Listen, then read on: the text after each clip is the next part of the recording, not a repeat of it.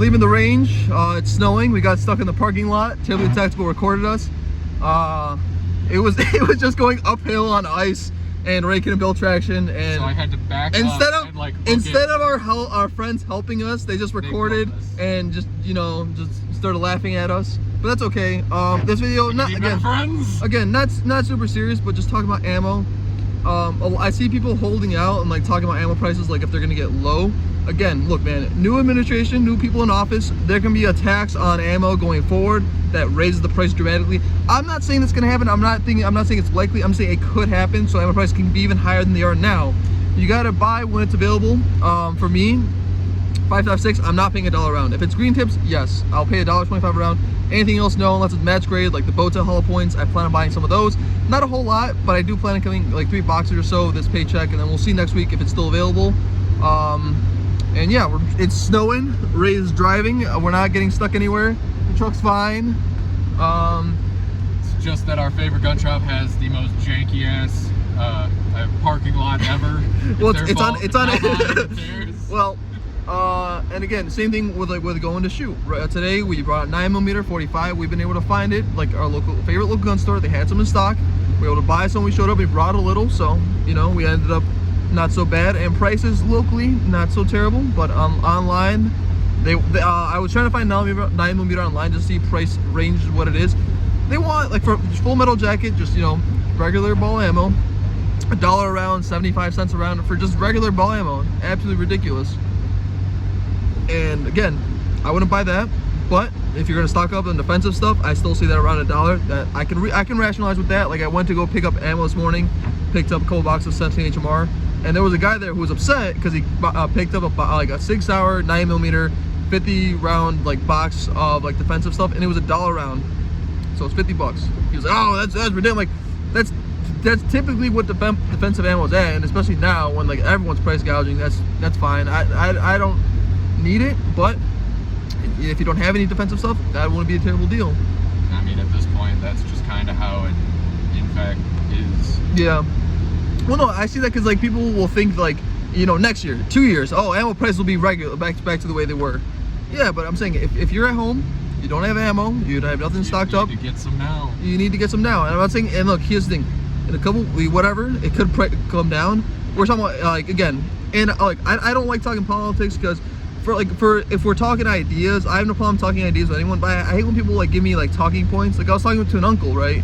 Because on the phone, because he was talking to my dad, and like we were eating, and he was telling him like, oh yeah, like because my dad was telling him how I sold stocks to buy cryptocurrency, which cryptocurrency I have no faith in it. It can drop in a day. That's my opinion on it. So I won't recommend you putting all your money in it. But look, I took the money I had saved up on like Walmart and like Coca-Cola, which again, the talking point that he gave me, which I hate when people do it, it's like oh, regular Americans don't buy stocks. I'm like, look, man, if you have like what X amount of money in your savings account, you're better off just buying like Walmart, Coca-Cola, because in 5 years that's going to go up. Your savings account doesn't really go up. That's my thing. I'm not saying you need to have a lot of money. I'm saying there are a lot of applications that are very easy for you to plug in your money and not worry about it, and you only put in where you're not worried about losing. And again, with like popular stocks that like Coca-Cola, Walmart, I have faith in them. They're going to go up in 5 years, and that's when I plan to take the money out and then putting more money into something else, and that's it. You know what I mean? But the thing I don't like is like, oh, well, look, man, you got to save money. You got to stock up on ammo. If I was telling anyone, like if you're out there, what jobs, right, have you had? I worked at Walmart. I worked at FedEx. I worked at what was that place? It was an Amazon facility, which sucked. I worked on an assembly line for a gum factory. I didn't know about the gum one. Yep. But the idea is, even if the gum one was actually the worst, because I'm saying even if we're working at Walmart making X amount an hour, and you have one rifle, and you're like, oh well, $1 round's expensive. Yeah, but you can fill up 4 magazines and actually go to the range, put some rounds through them, and it's expensive. It's expensive for everyone realistically if you're really stocking up. But if you want to be prepared, that's kind of what you got to do. There's a cost to it. And I've never really had a job I can complain too much about. I've done retail, working at the mall, Sears there. I guess I can talk about that because now I guess they're gone. Worked at a Ford dealer. I did some sales for a, not a construction, for like a remodeling company when I was in community college. I did some of those. Then FedEx with Ray. That's kind of where we got closer. Worked the same third shift there. Then I worked at a Ford dealer, so washing cars there, being a porter. Then got in the shop, got up to semi-skill. So they essentially let me do more than just change the tires and oil change. You get to do some suspension stuff and some other stuff on the cars there for semi-skill. And yeah, and now I drive a truck. And again, it's not like incredible money. It's, you know, it's nothing crazy, but it gives like Ray forklifting, me truck driving. It gives us some disposable income for us to buy some stuff, shoot some stuff, and eventually buy some property. Then you know, just save up and stuff that will increase in value over time. And that's not everything in life. You got to enjoy it. This is story time number 2.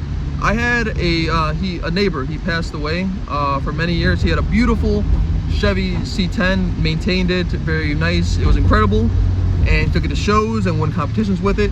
But he always wanted to switch out the engine. He had a 350 small block, which is not an impressive engine. You know, it's whatever. It's the workhorse engine. It's whatever. It makes like under 300 horsepower, and he always wanted to put a 383, just a stroker kit, or change on the engine. But it cost him X amount of money. He had the money. He's a retired guy. He had the money. He could have put like 4,000 or 5,000 into the engine, made like more than double the power, make it even fun truck. And he was, you know, he was a cool guy. He would still go like 100 plus on the highway. He was a cool guy. Yes, because that's what cool people do. No, I'm just break the law. I'm just saying, because like a lot of guys who are hanging on to muscle cars now, they take them to shows, don't go past 40 miles per hour. They don't even actually like start them because they chromed out the entirety of the engine. And if you start, well, that's kind of what it's like for a lot of those shows. People like dress up the engines and it's all chromed out, and they don't want to like, I don't want to get any oil on it now. But no, my neighbor was cool, and he never did the engine swap. He never upgraded it just because he was worried about the money. And it's like, look, it's like, again, he had the money, he didn't want to do it. Now it's like, look, we were looking at shotguns today, over-unders. He was showing us the nicest shit they had there. $1,000, $2,000 over-unders. I'm never. I only had 2. There was a $1,200 one. Yeah. And an $1,800 one. Yeah. I'm not doing that. That's no. That's I will that's get too a much. Stoiger Condor competition for $675, Again. and that's like the MSRP. And again, for that $600, like even for some guys, like over-under, like, oh, you know, spending $600, $700 over-under, that's ridiculous. But like, if I'm gonna, didn't yours only cost like $300? That's very true. And but again, I adore that thing. And it's great. And again, but I'm saying, like, if it was something like, oh, the money, it's like, oh, it's not worth it. It's not worth. Look, if I was only on one over-under and it cost me $700, that's something I pass on my kids. I think it's well worth it. I think it's great. But I want to own as honestly as many shotguns as possible. I love the Stoker brand. Very affordable. It's Turkish stuff, so make of that what you will. But I've had a very good experience with them. So I'm on my 3rd or 4th Stoker at this time, and Ray's gonna buy another one now, so he'll have even more Stokers. I'm on my like 6th. Yeah. Like this will be lucky number 7. And this has just been a rambling video after the range. I'll put up the range videos during the week. This one will go up, I guess I can put up today, Sunday. Just had fun. Ray brought the MP5 and the Thompson. I brought the 22 LR Savage Mark II. And again, Savage makes good rifles for the Mark II, for the because again, they're not identical copies. There's a lot of different ones out there. I essentially got one of the cheaper ones they make, which is synthetic stock, a little bit shorter barrel instead of an 18 inch, 16 and a half, which not a great big deal difference. It does have the AccuTrigger trigger, so the stock is cheap. The bolt itself, because of the way it's cut and the action just wasn't very smooth. I had a little bit of an issue, just if you come at, I don't know, if you put too much force or not enough, it doesn't cycle. It's not buttery smooth. But for 22 LR and the optic I have on it, I can shoot rabbits with it. It's good. I'm gonna shoot targets with it all day. And yeah, that's about it for what we brought to the range. As far as next weekend, I have not shot the shotgun yet. It being snowing outside, I'm not gonna shoot clays in this condition. I would hope not, but I mean, maybe you're just not dedicated to the sport enough. Look, next weekend, if it's still like this, I'm dedicated to the sport. I'll go out with clays. I don't care what the weather is. But the idea is, like, I want a nice day to actually spend a couple hours outside shooting. Cause I have all the clays in the back of my car. I got some cheap birdshot for it. I got some better birdshot for it. I want to make a video on that also, like high brass versus low brass. Like, because realistically, you don't really see the difference unless you're stretching out a little bit farther. But that's for another video. outside of that, almost home and just enjoying the nice snow day. That's me for this video. Thank you guys for watching, really appreciate it. We're at like 600 something. I do want to continue to grow the channel. We got some other stuff planned, like Ray still has his 50 BMG, which we have not shot yet. I believe the consensus was we were waiting for 1,000 Yes. That's still the idea. When we get 1,000, we'll shoot it. As far as me on the content side of things, I plan on making the range videos. The competitions we did just a little bit longer, which was just me, trading up like MP5 versus MP5. We're shooting it together, better groups, and it's set up for Ray's liking, so you'll see that in the video. Thompson, and we didn't do any competition with 22R, which in hindsight we should have. We should have. But yeah. I kind of expected it, but then when we didn't, I was just like, it's fine. all right. It's fine. And then you had me come up with some goofy. Well, no, I'm trying to get going because look, the snow's coming down. I'm like, look, if we wait until they close, which is like another like hour or two, it's gonna be covered in snow. Right? Get the truck straight, right? Stop. Look, and I made a video of me driving in the snow, which was me like understand. It was by my girlfriend's house behind her, like the neighborhood adjacent to hers, and like the streets are like double wide, and I would hit the e-brake, do a 180 turn, and that was essentially the video. Ray's truck is real wheel drive, and just for you non-car guys out there, if you have all-wheel drive, all the wheels spin, real wheel drive, just the rear one spin, and the differential this truck has, it's not like a solid unit. So like if you don't have traction on one side, the other side won't pick up. So if you do like a burnout, only one side spins. That's essentially what happened when he didn't have traction. Only one side was trying to get traction, the other side really wasn't getting that much power. So we got stuck for a second there. Again, we were on a hill and we had just pulled out, so, and I have a truck, so there isn't a whole lot of there's no weight back there, and there's only one tire going off back there. Yeah. But yeah, thanks again guys, we really appreciate it.